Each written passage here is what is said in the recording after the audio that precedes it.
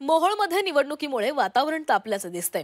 राष्ट्रवादीच्या उमेदवारांचा भाजपवर गंभीर आरोप पाहायला मिळतोय। भाजप नेते अर्ज भरू देत नसल्याचा आरोप करण्यात आलाय।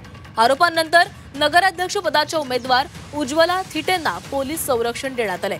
उज्ज्वला थिटे पोलीस संरक्षणामध्ये अर्ज भरण्यासाठी पोहोचल्या। नगरपंचायतीसाठी अर्ज भरला जाणार आहे। नगरपंचायतीसाठी त्या अर्ज भरतील। उमेदवारी अर्ज दाखल करण्याचा आजचा शेवटचा दिवस आहे।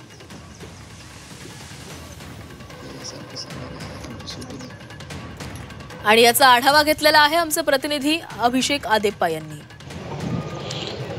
नगरपालिका नगरपंचायतीसाठी उमेदवारी अर्ज दाखल करण्यासाठी आज खरं तर शेवटचा दिवस आहे आणि ते मोहोळमध्ये जे आहे राजकीय घडामोडींना वेग देखील आल्याचं आपल्याला पाहायला मिळतंय। आपण सध्या मोहोळ तालुक्यातील अनगर जे नगरपंचायत कार्यालय आहे त्या ठिकाणी आहोत।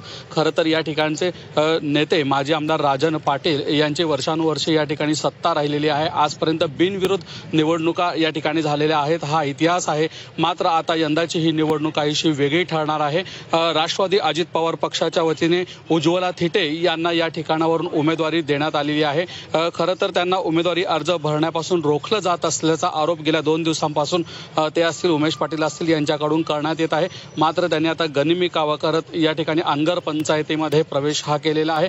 पहाटे 5 वाजताच उज्ज्वला थिटे या ठिकाणी दाखल झालेले आहेत आणि ह्या अनगर पंचायत कार्यालय ठिकाणी आपण परिस्थिती पाहू शकतो। गावकरी जे आहेत ते मोठ्या संख्येने या ठिकाणी उपस्थित झाल्याचं आपल्याला पाहायला मिळतंय। खरं तर आता 10:30 वाजता जे आहे निवडणूक प्रक्रिया अर्ज दाखल करण्याची प्रक्रिया ही सुरू होणार आहे।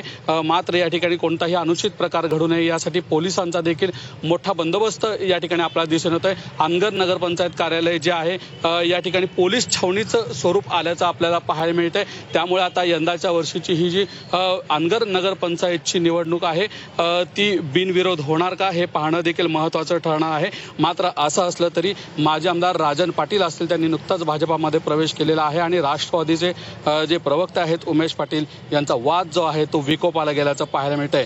त्यामुळे नगरपंचायत कार्यालयामध्ये नगराध्यक्ष पदाची जी निवडणूक आहे बिनविरोध होणार का याकडे सर्वांचं लक्ष लागून राहिलंय। कॅमेरामॅन नागेश राशिंकरसह अभिषेक आदेप्पा, झी 24 तास, मोहोळ, सोलापूर।